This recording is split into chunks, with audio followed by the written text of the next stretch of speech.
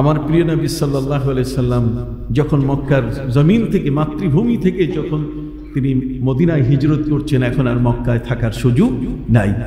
মক্কাবাসীদের অত্যাচার ছিল এত কঠিন যে আমার নবী সাল্লাল্লাহু আলাইহি সাল্লামকে তারা শিয়াবে আবি তালেব মক্কার কাবার জমিন থেকে 3 কিলোমিটার দূরে আমার নবী সাল্লাল্লাহু আলাইহি সাল্লামকে সেখানে তারা নির্বাসনে দিল। ওই দেশের তিনি বৈধ নাগরিক, মাসকাতুর রাস, ইসলাম বলে দিয়েছে কোন শিশু যদি মায়ের পেট থেকে জন্ম নেয়, পৃথিবীতে প্রতিটি সন্তান জন্মের সময় মাথা পৃথিবীতে প্রথমে আসে। এই মাথাটা যেই মাটিকে টাচ করবে সেটাই হবে তার জন্মভূমি। অতএব আমাদের প্রিয় নবী সাল্লাল্লাহু আলাইহি ওয়াসাল্লাম তিনি এই জমিনে, মক্কার জমিনে তিনি জন্মগ্রহণ করেছেন, আর সেখানে এই জন্মগ্রহণ করার কারণে তার এই জন্মভূমি, অতএব সেই জন্মভূমিতে থাকার অধিকার আল্লাহ কর্তৃক চূড়ান্তভাবে দেওয়া আছে। অতএব সেই অধিকার থেকে কাউকে বঞ্চিত করার সুযোগ দেওয়া হবে না।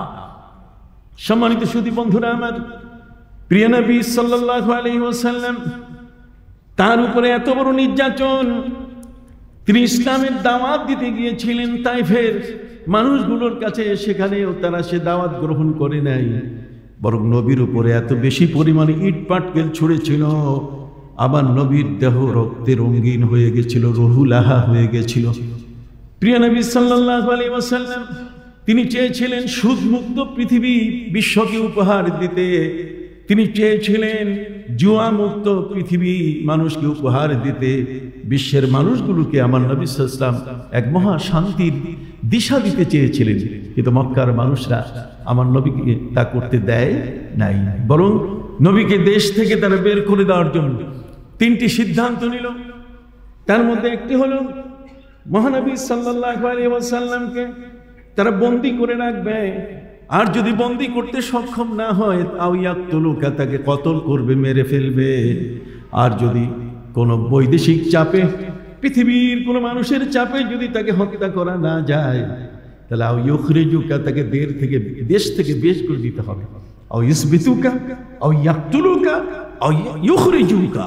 কথা বুঝতে পারছেন যে মুহাম্মদ সাল্লাল্লাহু আলাইহি ওয়াসাল্লামকে তারা বন্দী করে রাখবে, তাকে কোথাও যেতে দিবে না, যাতে আন্দোলন ওই পর্যন্তই সীমাবদ্ধ থাকে।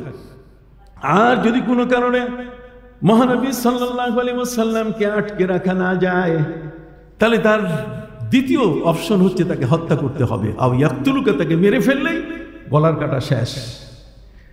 আর যদি কোনো কারণে তাকে মেরে ফেলে না যায়, আয়ুখরিজুকা, তাহলে সেই মুহাম্মদকে দেশ থেকে দ্বীপান্তর করতে হবে, তাকে দেশ থেকে বের করে দিতে হবে।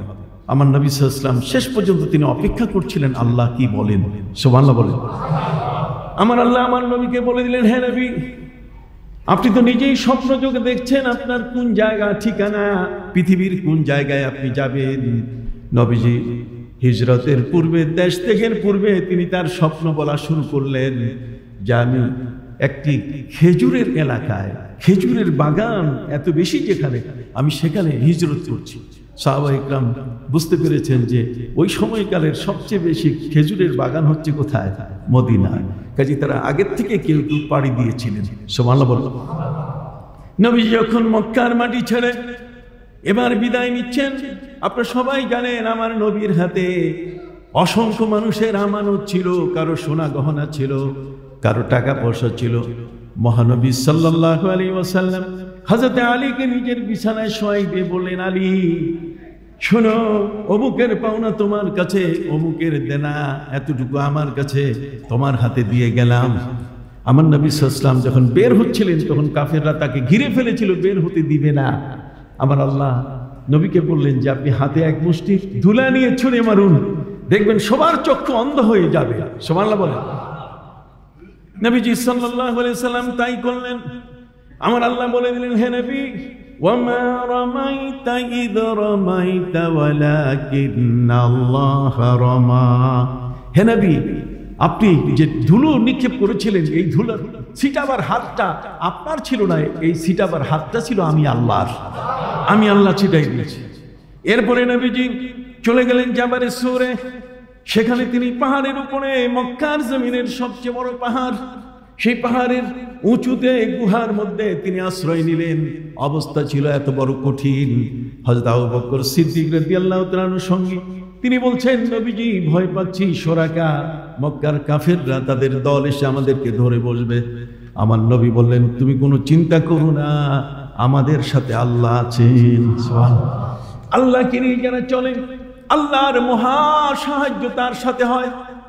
সাথে সাথে আল্লাহ পাক রব্বুল আলামিন পবিত্র কোরআনের আয়াত নাজিল করে নবীকে বলে দিলেন, হে নবী, ওয়াসানিয়াসনাইনি ইদহুমা ফিল গার ইদ ইয়াকুলু লিসাহিবিহি লা তাহজান ইন্নাল্লাহা মা'ানা। আল্লাহ বলছেন, হে নবী, আপনার সঙ্গী দ্বিতীয় জন ভয় পাচ্ছে, আর আপনি তাকে অভয় দিয়ে বলছেন, ভয় করো না, আমাদের সাথে কে আছেন? আল্লাহ আছেন। আয়াত নাজিল হলো। নবীজি 12 দিনে উটের পিঠে চড়ে তিনি মদিনা মুনাওয়ারায় গেলেন। ওদিকে মদিনাবাসী, নবীজির সাহাবায়ে কেরাম যারা আগের থেকে সেখানে গিয়েছেন, মদিনার আনসার সাহাবীরা যারা গোপনে এসে আমার নবীকে সেখানে যাওয়ার জন্য দাওয়াত দিলেন। আকাবায়ে উলা, আকাবায়ে সানিয়া, এরা অপেক্ষা করছিল আমার নবী সাল্লাল্লাহু আলাইহি সাল্লামকে বরণ করে নেওয়ার জন্য। তারা 18 লাইনের কবিতা লিখে আমার নবীর সামনে তারা উপস্থাপন করবে। এই জন্য সানিয়াতুল বিদা। সানিয়াতুল বিদা তার মানে যেখানে মেহমানকে বিদায় দেওয়া হয়, সেই জায়গায় নবীজির অপেক্ষা করছিল। নবীজি সেখানে পৌঁছলেন, আর তারা গাওয়া শুরু করলো, ছোট ছোট শিশুরা, তালাল বাদরু আলাইনা মিন সানিয়াতিল বিদা, তালাল বাদরু আলাইনা মিন সানিয়াতিল বিদা, ওয়াজাবা শুকরু আলাইনা মা দাআ লিল্লাহি দা। সুবহানাল্লাহ বলেন। বদর পূর্ণিমার চাঁদ আমাদের সামনে উপস্থিত হয়েছে, বিশাল লম্বা কথা। সেই জায়গায় আমার নবীজি মদিনার জমিনে বারবার তিনি সেখানে অবস্থান করার পরও মাতৃভূমি মক্কার জন্য তার মন কেঁদে উঠে।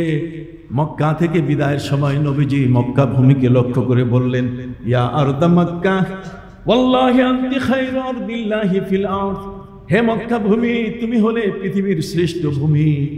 যদি তোমার সন্তানরা, তোমার অধিবাসীরা যদি আমাকে বের করে না দিত, লাউলা উখরাজতু মা খারাজতু, আমি কখনো মদিনায় যেতাম না। বারবার নবীর অন্তরে যে কিভাবে তার মাতৃভূমি আবার ফিরে পাওয়া যায়। দেখতে দেখতে 10,000 সাহাবায়ে কেরামের বিশাল দল, তারা নবীকে বলছে, হুজুর চলেন এখন যাই। আমার নবীজি তিনি যদিও আল্লাহর পক্ষ থেকে মহান যোদ্ধা ছিলেন, কিন্তু তিনি সাম্রাজ্যবাদী ছিলেন না। দেশ জয় করে করে সেখানে নতুন শাসন প্রতিষ্ঠা করবেন তা ছিলেন না, বরং একটা আদর্শ মহামানব তিনি ছিলেন। অতএব তিনি সাহাবায়ে কেরামকে বলেন, সাহাবীরা, তোমরা যুদ্ধে যেতে হলে তোমাদের আমার কিছু নীতিমালা মানতে হবে। আর সেই নীতিমালার মধ্যে একটি হলো যে তোমরা সরাসরি মক্কায় প্রবেশ করতে পারবে না। মক্কার উপত্যকায় পাহাড়ি এলাকাগুলোতে সেখানে তোমরা ঠাঁই নেবে, এক একজনে 5টা করে চুলা জ্বালাবে। কথা কন না, এক একজনে কয়টা করে চুলা? সাহাবায়ে কেরাম বলে, হুজুর 5টা চুলা পাবো কোথায়? নবীজি বলেন, আমার অর্ডার, যেভাবেই হোক 5টা চুলার ব্যবস্থা করবে। হুজুর হান্ডি পাতিল কোথায়? নবীজি বলছেন, আমি তো হান্ডি পাতিলের কথা বলি নাই, আমি 5টা চুলা জ্বালাইতে গেছি। সম্মানিত সুধী, আল্লাহর নবী সাল্লাল্লাহু আলাইহি ওয়াসাল্লাম তাদেরকে বললেন, তোমরা যে পরিমাণ 10,000 সাহাবী, তোমরা বাথরুম কম বানাবে। সাহাবায়ে কেরাম বললেন, না হুজুর, বেশি দরকার বাথরুম। নবীজি বলছেন, ওয়ার্ডার, আমি যা বলছি তাই শোনো। নবীজির সঙ্গী হয়ে মক্কার উপত্যকায় তারা চলে আসলেন।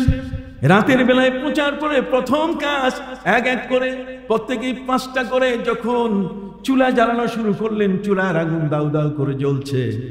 ওদিকে মক্কার সম্রাট আবু সুফিয়ানের কাছে খবর পৌঁছে গেল যে মুসলমানরা তারা এসে গেছে, জয়লাভ করবে।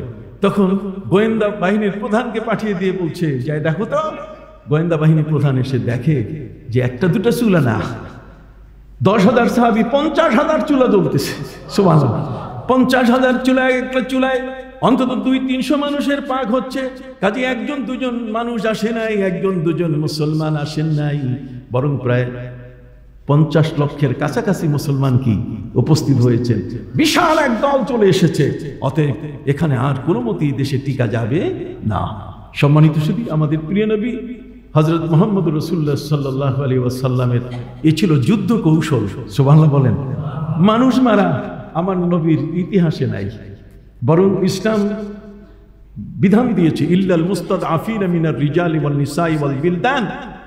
ইসলামের যুদ্ধ হচ্ছে যে মুসলমানের তীরে কোনো বৃদ্ধ, কোনো অসুস্থ, কোনো হসপিটালাইজড রোগী, ঠিক এমনি করে কোনো নারী এবং শিশু যেন মারা না যায়। সুবহানাল্লাহ বলে।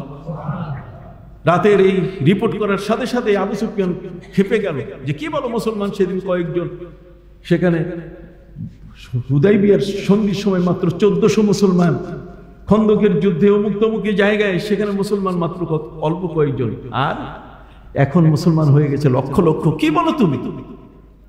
সকালবেলায় আরেকজনকে পাঠাই দিচ্ছি, যাই দেখো তো। সকালবেলায় বাথরুম কম হওয়ার কারণে সাহাবায়ে কেরামের লাইন পড়ছে এত লম্বা, দেখেই ওরা ভয় পেয়ে গেছে যে এটা তো লক্ষ লক্ষ মানুষ হবে। সুবহানাল্লাহ বলেন। রিপোর্ট করলো, এই রিপোর্ট শুনে সেখানে আবু সুফিয়ান পালিয়ে গেল মক্কা থেকে। আমার নবী সাল্লাল্লাহু আলাইহি ওয়াসাল্লাম মক্কায় প্রবেশ করলেন। মক্কায় প্রবেশ করার পরে তিনি সেখানে তার চাচাতো বোন উম্মে হানির ঘরে তিনি প্রবেশ করলেন। সুবহানাল্লাহ বলেন। এরপরে আমার নবী সাল্লাল্লাহু আলাইহি ওয়াসাল্লাম তিনি বিজয় পতাকা উড্ডীন করলেন। ওই জান্নাতুল মুআল্লা কবরস্থানে যাওয়ার আগে মসজিদের আয়া সেখানে রয়েছে একটা বিজয় পতাকা উড্ডয়নের একটা মসজিদ। আমার নবী সাল্লাল্লাহু আলাইহি ওয়াসাল্লাম বিজয় পতাকা উড়ালেন। উম্মে হানির ঘর, সেখানে যাওয়ার পরে তিনি কাবা ঘরের দরজার সামনে দাঁড়িয়ে তিনি বললেন, ইয়া মাশারা কুরাইশ মাযা তাকুলুন ওয়া মা তাজুন্নুন। হে কুরাইশের মানুষরা, বলো তোমাদের কোনো বক্তব্য যদি আমার কাছে থাকে বলো, তোমাদের কিছু যদি ধারণা থাকে আমি আজকে কি আচরণ করতে পারি তোমাদের সাথে বলো। তখন তো তারা সবাই বলা শুরু করলো, নবিয়ুন কারীম আখুন কারীম ইবনু আখিন কারীম। কয় আপনি এক মহান নবী, দয়ালু নবী। সুবহানাল্লাহ বলেন। নবিয়ুন কারীম আখুন কারীম, আপনি আমাদের দয়ালু ভাই। ইবনু আখিন কারীম, আমাদের সম্ভ্রান্ত ভাইয়ের আপনি সন্তান। অতএব আপনার কাছ থেকে আমরা অন্য কিছু আদায় করি আশা করি না। নবী করিম সাল্লাল্লাহু আলাইহি ওয়াসাল্লাম তিনি বললেন যে আজকে তোমাদের সামনে আমি সেই বক্তব্য দেব যেটা হযরতে ইউসুফ আলাইহিস সালাম তার ভাইদের সামনে বক্তব্য রেখেছিলেন। ভাইরা তাকে কূপে ফেলে দিয়েছিল, এত বড় নির্যাতন।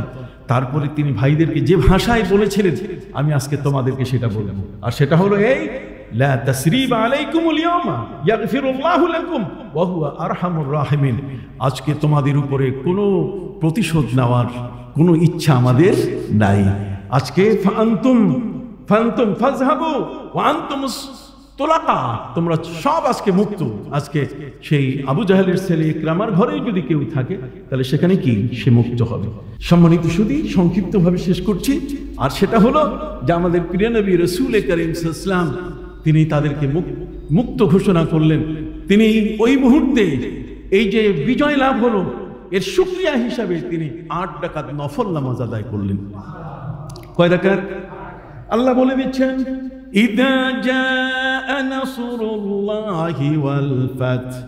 হে নবী, যখন আল্লাহর মদদ এসে যাবে আর আপনি যখন বিজয় লাভ করবেন, এই বিজয় লাভ করলে আপনি যখন দেখবেন দলে দলে মানুষগুলো আপনার কাছে আসা শুরু করেছে ইসলামের পতাকা তলে, তাহলে আপনার কাজ থাকবে 3টা। কয়টা? ফাসাব্বিহ বিহামদি রাব্বিক, আপনি তসবিহ পড়বেন, সুবহানাল্লাহ সুবহানাল্লাহ বেশি বেশি করে আপনি পড়বেন এবং আপনার রবের প্রশংসা গীতি করবেন এবং শুকরানা আদায় নামাজ আদায় করে আল্লাহর দরবারে শুকর আদায় করবেন এবং ফাস্তাগফিরহু, আপনি আল্লাহর কাছে সবার জন্য ক্ষমা চাবেন। ইন্নাহু কানা তাওয়াবা, তিনি তওবা গ্রহণকারী।